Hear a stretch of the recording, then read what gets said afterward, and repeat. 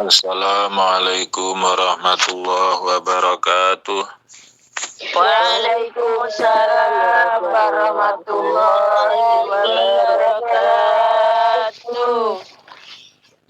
Bismillahirrahmanirrahim. Alhamdulillahirabbil alamin wassalatu wassalamu ala sayyidina Muhammadin wa ala alihi wa sahbihi ajma'in, amma ba'du. Hadirat rahimakumullah, marilah pengajian pada kesempatan pagi hari ini kita buka dengan bacaan suratul Fatihah dengan harapan apa yang kita pelajari awal hingga akhir oleh Allah dijadikan ilmu yang barokah manfaat. Ala hadhihi wa niyatin sholihah. Al-Fatihah. Bismillahirrahmanirrahim. Alhamdulillahirabbil alamin. Ihdinas siratal mustaqim, siratal ladzina an'amta 'alaihim ghairil maghdubi 'alaihim waladdallin.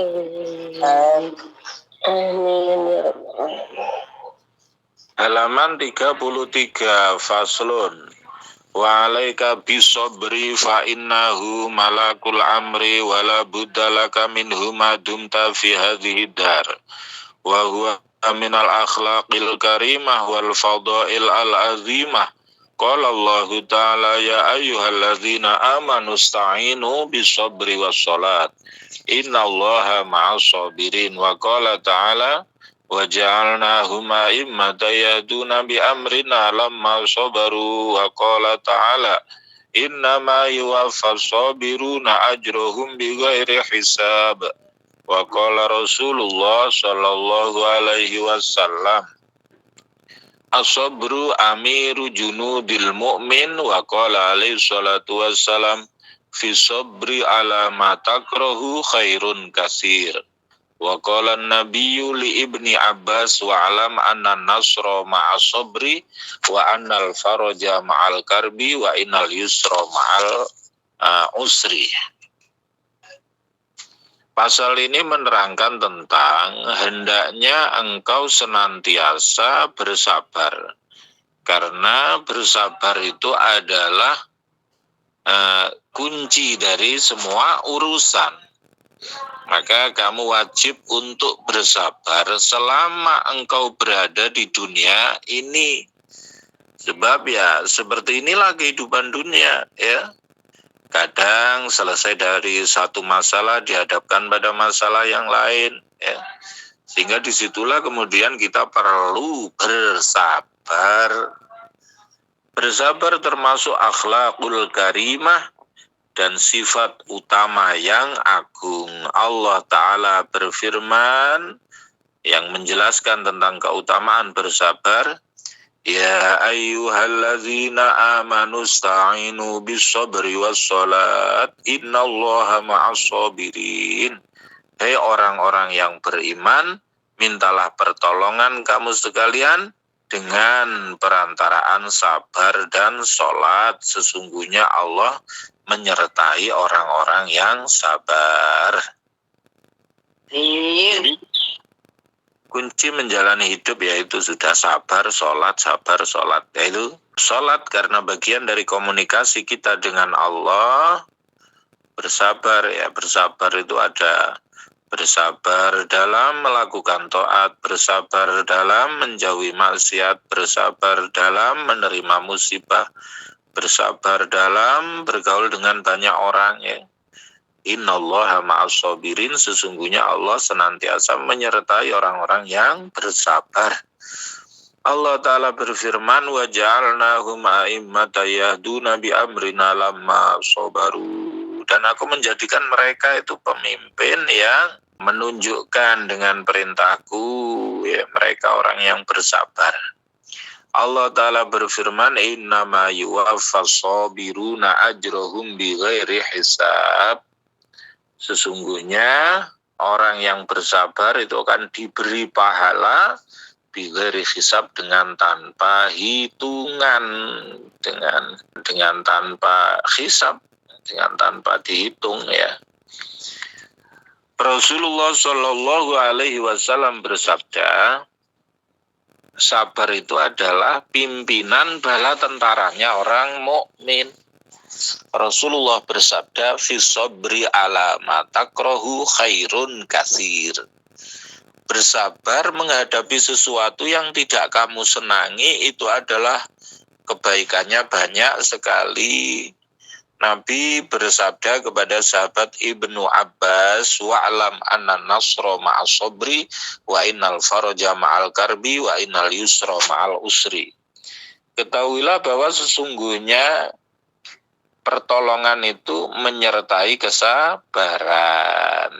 Kebahagiaan itu menyertai kesusahan.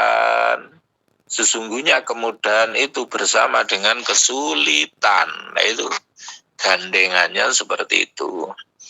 Buah dari kesabaran, alhamdulillah ya, saya menyimak bahwa Majelis Taklim Iwamid on Air usianya sudah 13 tahun. Nah, itu sudah sukses mengadakan acara multaqo santri ya.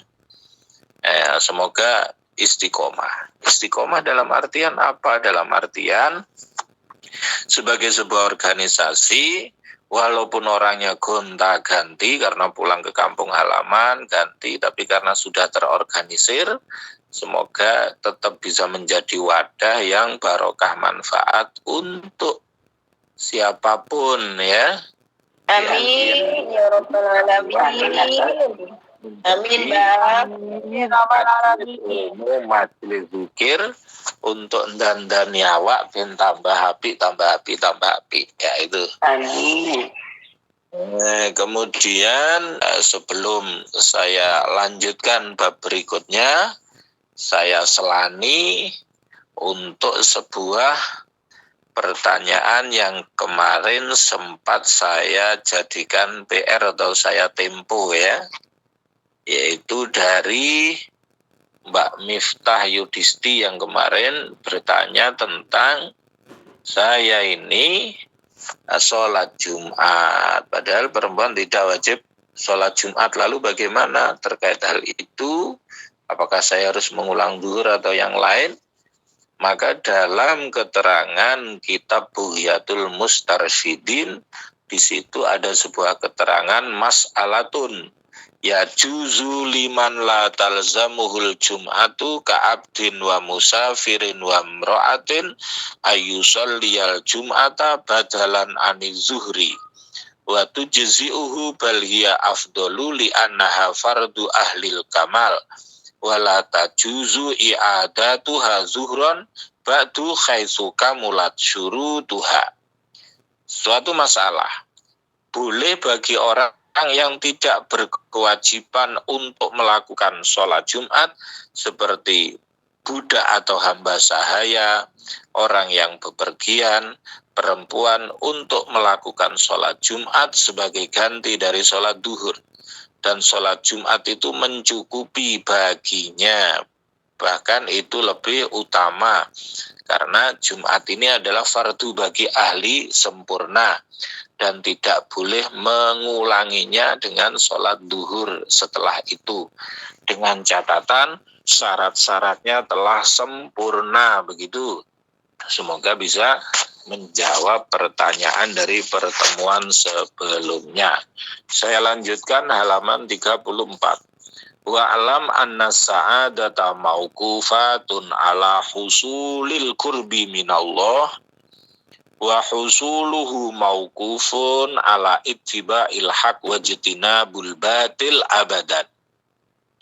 Wa nafsu majbulatun bi asli fitratiha ala karahatil haqqi wal maili ilal batil fala yazalu man hammuhu tahsilus sa'adah fi hajatin ila sabri taratan bihamlin nafsi ala ittiba'il haq wa ukhra bihamliha ala ijtinabil batil wa sabru ala arba'ati aqsam.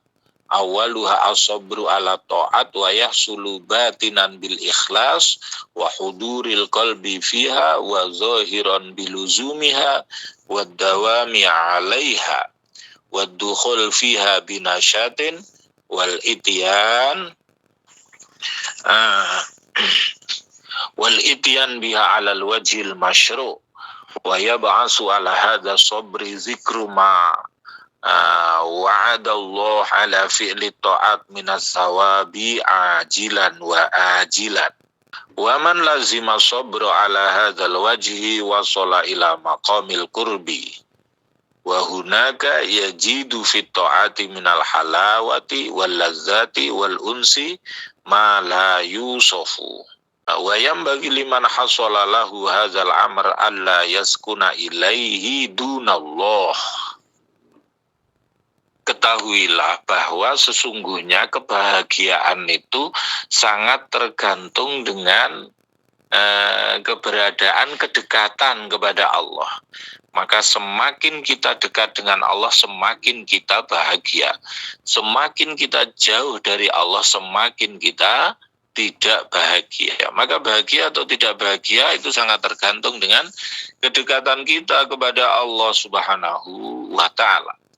Dan kedekatan kita kepada Allah itu sangat tergantung dengan bagaimana kita mengikuti kebenaran dan menjauhi kebatilan selamanya. Kenapa? Karena nafsu itu sudah menjadi wataknya, itu tidak senang terhadap kebenaran, lebih cenderung kepada kebatilan. Maka orang yang ingin bahagia membutuhkan kesabaran untuk mendorong nafsunya untuk mengikuti kebenaran.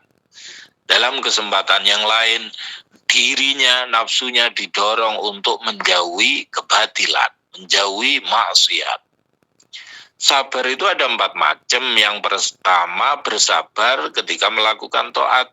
Dan itu bisa berhasil dengan cara ikhlas, khusyuk hadir hatinya ketika melakukan taat. Secara zahir melakukan, mendawamkan, melanggengkan, melakukan taat, memasuki taat itu dengan semangat, melakukannya sesuai dengan syariat. Dan sesuatu yang bisa mendorong kesabaran ini adalah janji-janji Allah bagi orang yang melakukan taat, di mana orang taat akan mendapatkan pahala yang saat ini dan juga yang tempo-tempo di masa yang akan datang. Barang siapa bersabar dalam hal ini, maka dia akan sampai kepada derajat dekat kepada Allah. Kalau sudah begitu, dia akan manis dalam melakukan taat, nikmat dalam melakukan taat, senang. Senangnya, bahagianya tidak bisa disifati, bahagia sekali. Sebaiknya bagi orang yang sampai kepada derajat ini, yaitu kedekatan kepada Allah, maka dia tidak tenang hatinya kecuali kalau dekat kepada Allah. Ya. Yang kedua, bersabar dalam menjauhi maksiat. Wasaniha as-sabru anil ma'asi wa yasulu zahiran bijtinabiha wal bu'di an mazanniha wa batinan bitarki tahaddusin nafsi biha wa mailiha ilaiha lianna awwala dzambi khatratun wa salisuha tazakkuru dzunubi as-salifah fa in kana yahsulu bihi khaufun aw nadamun fa hasanun wa illa fatarkuhu ahsan. Wa yab'asu ala hadza sabri tadzakkuru ma wa'adallahu bihi 'alal ma'asi minal iqabi ajilan wa ajilan. Wa man wazaba 'ala sabri 'ala hadzal wajhi akramahullah bi wujudil anfati minal ma'asi kulliha hatta yasira dukhulun nari ahwanu 'alaihi min irtikabi adnaha. Wa rabi'uha as-sabru 'alal makarih wa hiya naw'ani al-awwalu ma yahsulu min Allah bila wasitatin kal amrad wal faqat wa dhihabil amwal wa mautil 'izzati minal aqarib wal ashab wa yahsulu batinan bitarkil jazai wa huwa atabarrum wa tadajjur wa dhahiran bitarki syakwa ilal khalqi wa la yunakiduhu wasful illati litabib wa faidanul ain indal musibah na'am yunaqiduhu latmul khudud wa syaqqul juyub wa niyahat wa nahwu dzalika wa yab'asu ala hadha sabri al-ilmu bi anna al-jazaa mu'limun fi nafsihi wa huwa ma'a dzalika mufawwitun lis-sawab wa mujibun lil iqab wa inna syakwa ila man la yastati'u an yanfa'a nafsahu wa la yakshifa anha darran minal hamaqati wa hadhihi sifatu kulli makhluqin wa ma'a dzalika fasyakwa dalatun ala adamil iktifa billahi allazi biyadihi malakutu kulli syai' wa zikru ma fi sabri alal masaib wal ahad wal faqat minas sawab wa inna Allah ta'ala a'lamu bima yuslihu lahu min nafsihi wa qad qala Allah ta'ala wa lanabluwannakum bi syai'in minal khawfi wal ju'i wa naqsim minal amwali wal anfusi was samarat ila qaulihi ta'ala wa ulaika humul muhtadun. Wa man lazima sabru ala hadzal wajhi azaqahu Allahu halawata taslim wa rawhahu bi ruhir ridha wa sayati insyaallahu taala zikrur ridha fi ma ba'du. Al-murad artinya mana tadi wayam bagi wasaniha yang kedua, yang pertama tadi kan bersabar dalam melakukan taat, yang kedua bersabar dalam menjauhi maksiat. Secara zahir itu nampak dengan kita menjauhi maksiat, menjauhi persangkaan maksiat. Secara batin yaitu meninggalkan bisikan hati yang mau melakukan maksiat, kecenderungan hati yang mau melakukan maksiat. Karena permulaan dosa itu adalah kerentek, keinginan melakukan dosa, keinginan melakukan maksiat. Yang ketiga yaitu mengingat dosa-dosa di masa lalu, ya. Karena dengan itu akan muncul penyesalan, akan muncul takut, ya. Tapi kalau tidak, maka meninggalkan, ya, mengingat dosa itu lebih baik.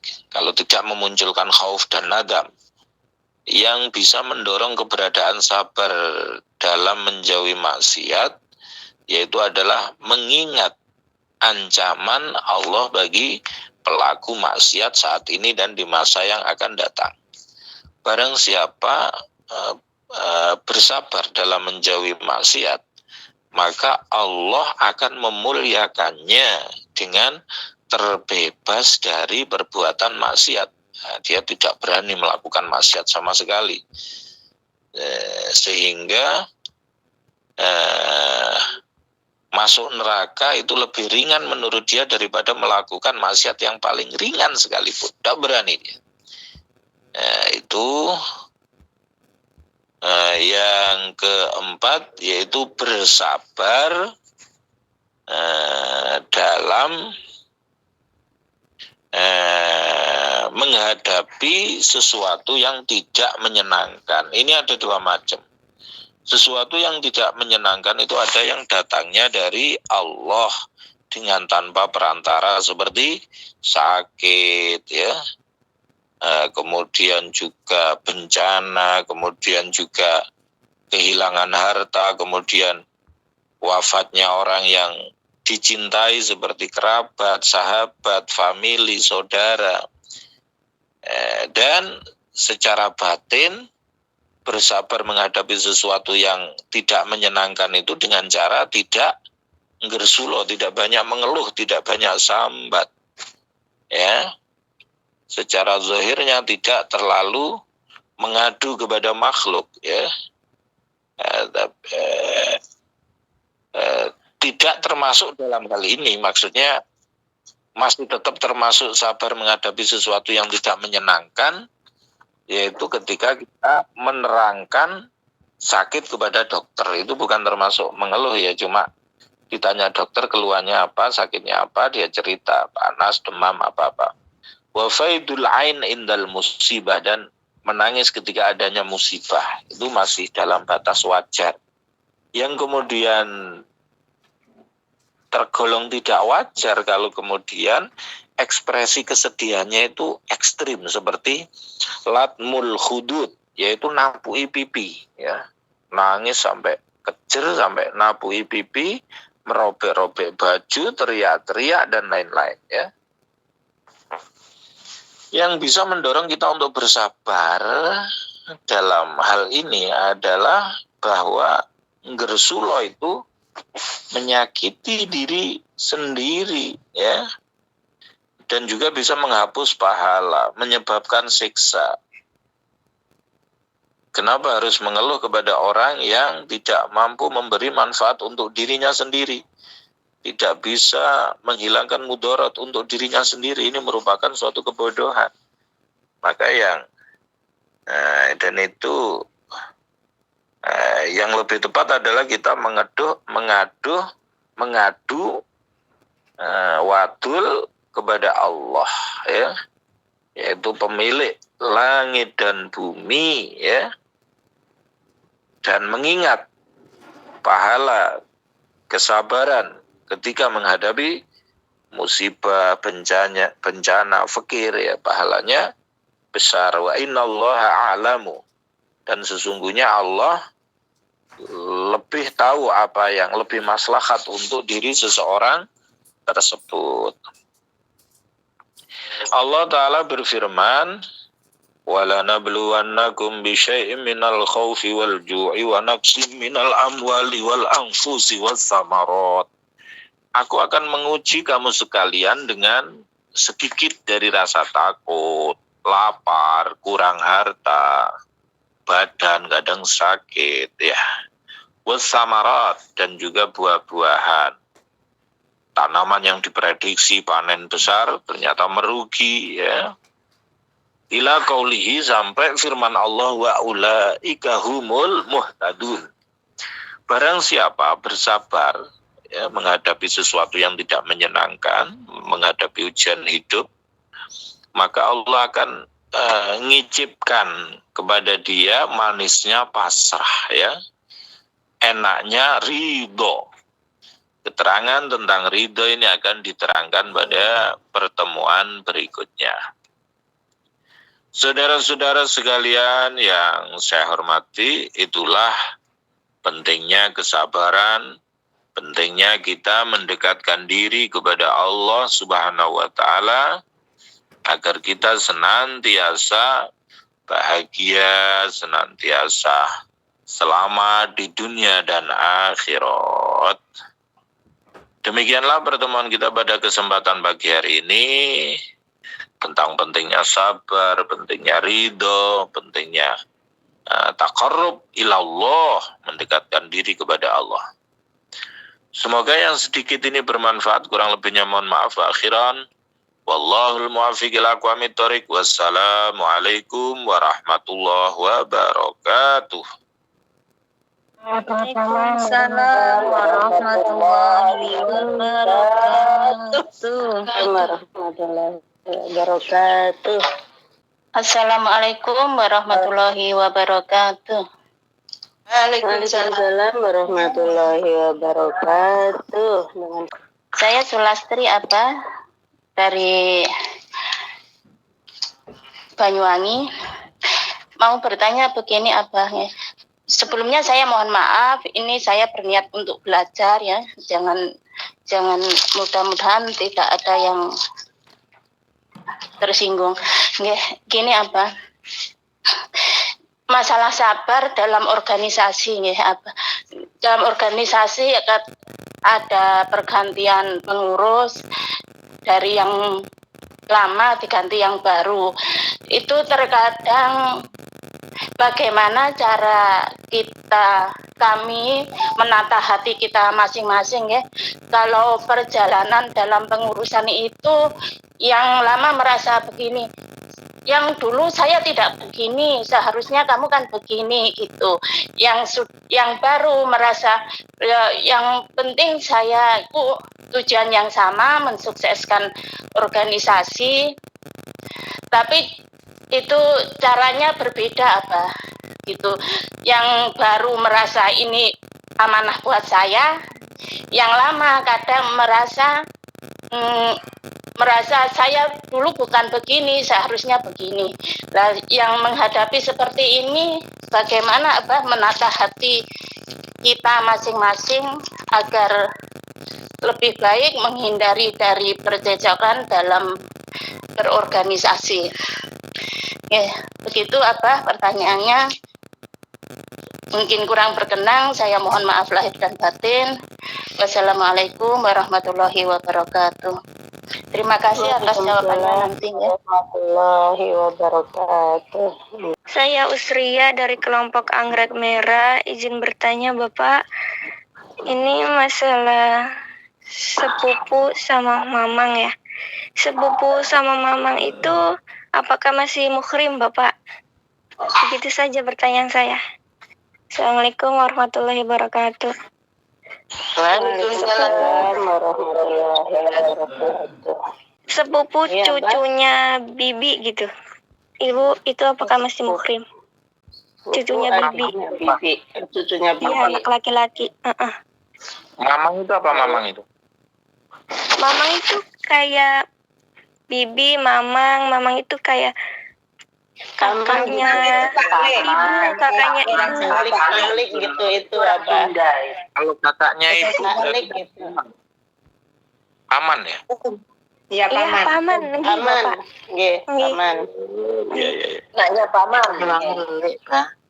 Yang pertama, bagaimana cara menata hati ketika dalam sebuah organisasi di situ terjadi pergantian pengurus di mana ada perbedaan pendapat dalam hal cara pengelolaan organisasi dari pengurus lama ke pengurus yang baru. Pertanyaan dari Bu Sulastri Banyuwangi.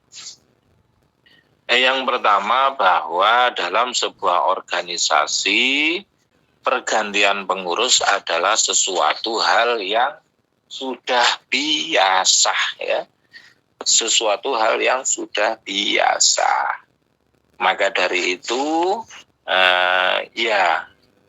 siapa yang menjadi pengurus saat itu harus kita taati ya, karena la islama illa bil jamaah wala jama'ata illa bil imarah wala imarata illa bit ta'ah.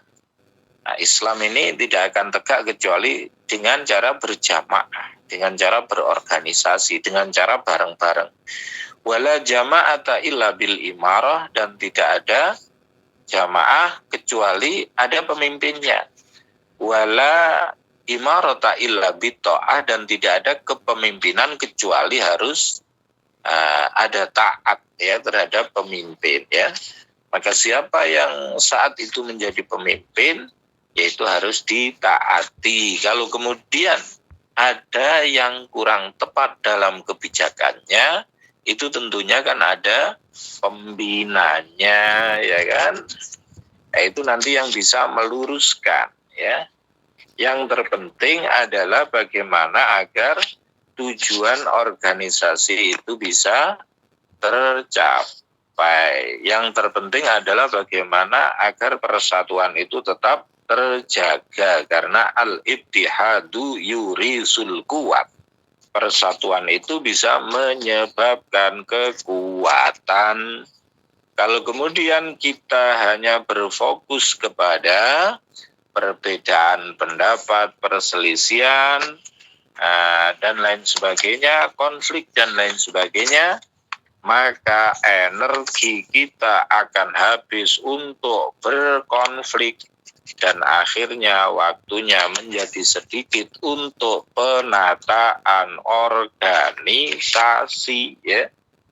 Maka mungkin perlu diperhatikan kaidah fikih yang berbunyi tasarruful imami ala ra'iyati manutun bil maslahah. Kebijakan seorang imam, kebijakan seorang pemimpin terhadap rakyatnya, terhadap warganya itu harus didasarkan atas kemaslahatan, ya. Itu. Dan juga penting untuk diperhatikan oleh seorang pemimpin, al-muhafadzatu 'alal qadimis shalah wal ahdu bil jadidil aslah. Bahwa menjaga budaya lama yang baik dan mengambil budaya yang baru yang lebih baik. Maksudnya mungkin dari kebijakan pengurus lama ada yang baik, patut kita teruskan, ya dilanjutkan, ya. Nah, mungkin dari kepengurusan baru ada yang lebih baik, ya bisa diambil, ya. Nah, memang kadang kecenderungannya dalam pergantian organisasi itu sering terjadi yang namanya waton veto. Artinya saya sebagai pengurus baru harus berbeda dengan yang dulu-dulu, ya. Saya yang dulu ya dulu, ya itu. Maka penting juga artinya adalah kesinambungan, ya. Bagaimana, dulu yang baik ini kita lanjutkan. Sekarang ini yang perlu ditambahkan, kurangnya ini, yaitu. Akhirnya dengan seperti itu, organisasi ini akan bisa berjalan. Kalau kemudian tentang perbedaan sikap, perbedaan pendapat, perbedaan kebijakan, itu adalah suatu hal yang biasa. Jadi, kullu mri'in la yakhlu mimma dikhin yamdahu wa min zammin yazummu. Jadi setiap orang itu selalu saja ada yang menyukai dan membenci kita. Selalu saja ada pro dan kontra, itu sudah lagu nih. Kan tidak mungkin kemudian semua orang akan pro terhadap kita, semua orang akan mencintai kita, semua orang akan senang kepada kita. Pasti ada yang senang dan juga ada yang tidak senang, gitu. Itu sudah lagunya seperti itu. Semoga bisa dipahami. Selanjutnya pertanyaannya adalah, ya, apakah sepupu dan mamang ini mahram, ya? Saya bukakan halaman 45 dari hamish pinggiran dari kitab Fathul Qorib. Nah, itu. Faslun wal muharramatu bin nasi arba'ata asyrah sab'un bin nasab wa hunna al-um wa in alat wal bintu wa in safalat wal ukhtu wal kholat wal ammah wa bintul akhi wa bintul ukhti wa isnatani birrodo al-ummu al-murdi'ah wal ukhtu minar rodo wa arba'un bil musaharah ummuz zawjati war rabibah idza dakhala bil ummi wa zawjatul ab wa zawjatul ibni wa wahidah min jihatil jam'i wa hiya ukhtuz zawjati wa la yajma'u bainal mar'ati wa ammatiha wala bainal mar'ati wa khalatiha wa yahrumu minar rodo ma yahrumu minan nasab. Pasal ini menerangkan tentang saudara mahram berdasarkan dalil nas itu ada 14, ya. Muharramat, mahram, ya. Kita kadang seringnya menyebut, mohon maaf, bukan muhrim, ya. Muhrim itu artinya orang yang ihram, ya.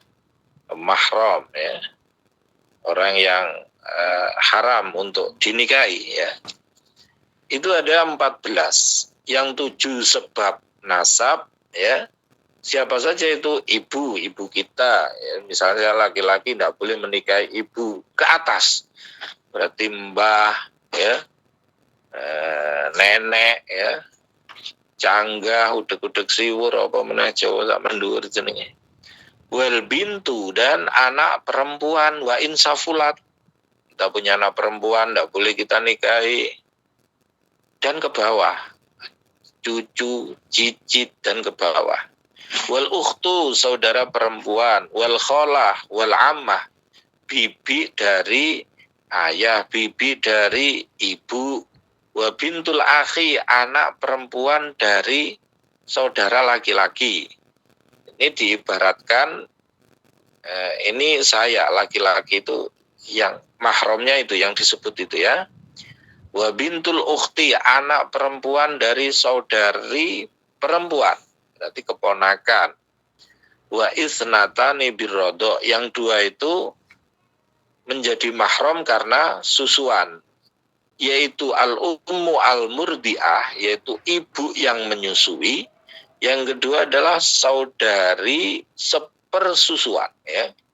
Sebenarnya bukan saudara, tapi karena kita pernah disusui oleh ibu itu punya anak perempuan, maka anak perempuan itu menjadi saudara sepersusuan.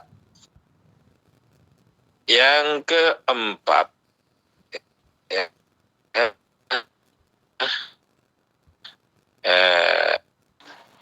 yaitu sebab musaharoh. Musaharoh itu morotuo.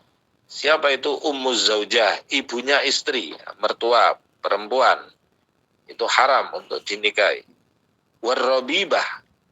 Warrobibah itu anak gawan, misalnya seorang perempuan menikah dengan seorang laki-laki, saat menikah itu dia sudah membawa anak.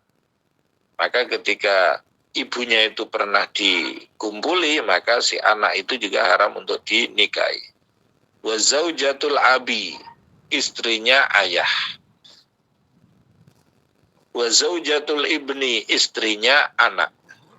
Wa wahidah minal min jihatil jam'i, yang satu karena berkumpul. Siapa itu? Yaitu saudaranya istri ya, adik ipar ya, maka wala yajma'u bainal mar'ati wa ammatiha ya. Dan tidak boleh mengumpulkan antara seorang perempuan dengan bibinya, seorang perempuan dengan bibinya, bibi dari ayah ataupun bibi dari ibu. Wa yahrumu minar rodha, karena sepersusuan itu diharamkan seperti halnya haram karena nasab ya. Maka kalau melihat itu ya, sepupu dengan mamang, sepupu ya dengan paman itu ya mahram ya, tadi disebutkan wal ammatu ya, dan wal ammatu itu bibi ya, ya sama saja pada paman. Bibi tadi yang ditanyakan bibi ya, yaitu wal ammatu. Bisa dipahami Bu? Iya Bapak, insya Allah bisa dipahami. Semoga bermanfaat. Nuwun Bapak. Punten Bapak, bagian dari tanglet. Kula dari Mawar, Ani dari Mawar. Kalau Kak ada 3 bersaudara, yang satu dikasihkan orang, tapi semua laki-laki. Di situ tadi bertetangga, tapi sampai sekarang belum dikasih tahu.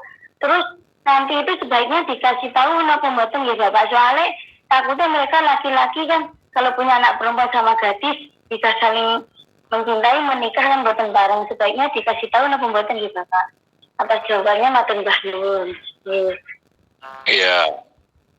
Pertanyaan, ada 3 orang laki-laki di mana salah satunya diopeni saudaranya. Kira-kira perlu dikasih tahu apa enggak ya di belakang hari? Ya kalau kemudian untuk keperluan-keperluan seperti yang ditanyakan tadi ya sewaktu-waktu perlu dijelaskan ya. Nah, khawatirnya terjadi seperti itu tadi, misalnya 2 laki-laki yang lain punya padahal itu dia sebenarnya juga masih saudara, dilalai senang kepada adiknya, dan itu termasuk mahram dan tidak boleh untuk menikahi, maka kemudian ya harus dijelaskan ya. Ya cuma momennya harus tepat, waktunya harus tepat. Kadang kalau tidak tepat kadang dia menjadi shock ya, kaget ya. ternyata bukan bapak saya atau yang selama ini membesarkan saya, misalnya seperti itu. Ya memang caranya yang harus diatur sedemikian rupa supaya dia betul-betul menjadi legowo menghadapi kenyataan itu bahwa sesungguhnya dua orang yang lain itu adalah saudara saya, ya. Tapi nunggu waktu yang tepat, ya.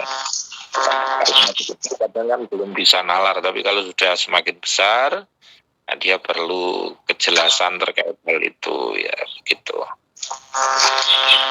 Terus sangat Bapak, karena menjadi problema, terus sekali ya Allah. Monggo. Assalamualaikum warahmatullahi wabarakatuh. Waalaikumsalam warahmatullahi wabarakatuh. Perkenalan, saya Maryam dari Cilacap. Ustadz mau bertanya, ada tetangga saya meninggal di Taiwan. Terus dia tuh dibakar, Ustadz. Dibakar, terus baru abunya dikirim ke Indonesia. Terus anaknya itu menangis, mimpi terus menangis, melihat ibunya itu menangis itu dalam mimpinya. Itu gimana kalau hukumnya orang Islam itu meninggal dibakar, Ustadz? Terima kasih, mohon penjelasannya, Mas. Wassalamualaikum warahmatullahi wabarakatuh.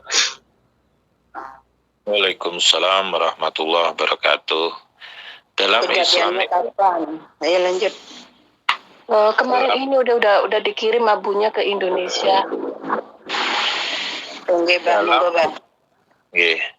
Dalam Islam itu ada namanya, dalam fikih itu bab tajhizul janaiz.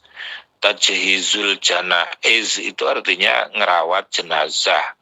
Kewajiban orang Islam ketika ada orang meninggal adalah satu, memandikan, kedua, menguburkan, ketiga, mensolati, keempat, mengkafani, ya.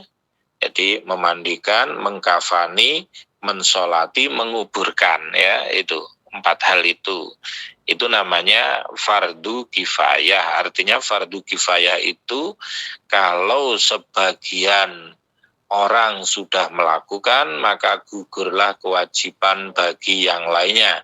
Tapi kalau kemudian sebagian orang tidak ada yang melakukan, maka semuanya terkena dosanya, ya. Kenapa kemudian manusia itu ketika wafat itu masih harus dimandikan, dikafani, disolati, dikubur? Karena manusia itu termasuk makhluk yang muhtaram, makhluk yang dimuliakan. Berdasarkan firman Allah, walaqad karramna bani Adam, aku telah memuliakan anak Adam, ya. Idealnya seperti itu, ya. Kenapa kemudian orang memandikan saja, memandikan jenazah itu kan harus halus, siramannya itu halus, ngosoi halus, nyabuni halus, tidak boleh kok jebar-jebur kayak panjenengan masih hidup. Itu kenapa? Karena sesungguhnya mayit itu juga masih ikut merasakan, ya, sakit, cuma tidak bisa teriak saja, diam saja karena rohnya sudah dicabut. Tapi maka perlakuannya harus lembut. Maka kemudian kalau dibakar, ya sesungguhnya tidak sesuai ajaran Islam. Tapi kalau kemudian kalau wis kadung lah piye meneh, wong jenenge wis kadung, terlebih keluarganya tidak dimintai persetujuan atau pertimbangan, ya gimana, itu namanya sudah kadung, ya gimana lagi, ya. Ya mungkin kalau kemudian anaknya masih menangis dan terus bermimpi dan lain sebagainya, itu adalah bagian dari traumatis, ya. Lalu bagaimana agar tidak terjadi traumatis? Ya memang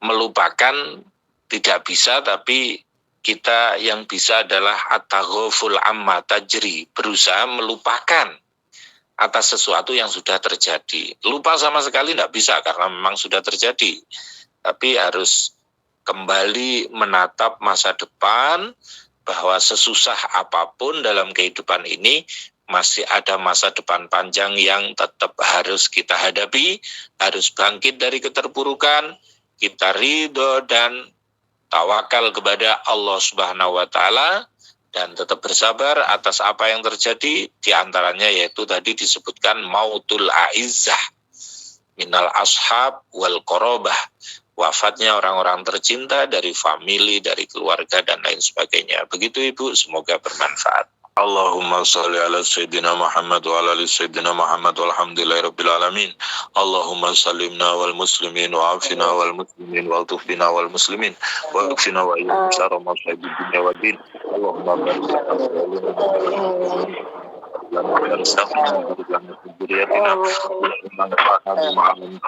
nama yang faun dari Bismillahirrahmanirrahim. Muhammadin biadat dan warizaqi wal futuhat ya kita nariskan wasan minggu lijiatan min khazani ghaibika bi minati makhluqin bima ya rahmat. Allahumma ighfir lana dzunubana wal walidayna warhamhuma kama rabbayana shaghira. Rabbana atina fid dunya hasanah wa fil akhirati hasanah wa qina adzabannar. Subhana rabbika rabbil izzati amma yasifun wa salamun alal alhamdulillahi rabbil alamin bi barakatil Fatihah. أعوذ بالله من الشيطان الرجيم بسم الله الرحمن الرحيم الحمد لله رب العالمين الرحمن الرحيم إياك نعبد وإياك نستعين صراط المستقيم صراط الذين أنعمت عليهم غير المغضوب عليهم ولا الضالين آمين يا رب العالمين.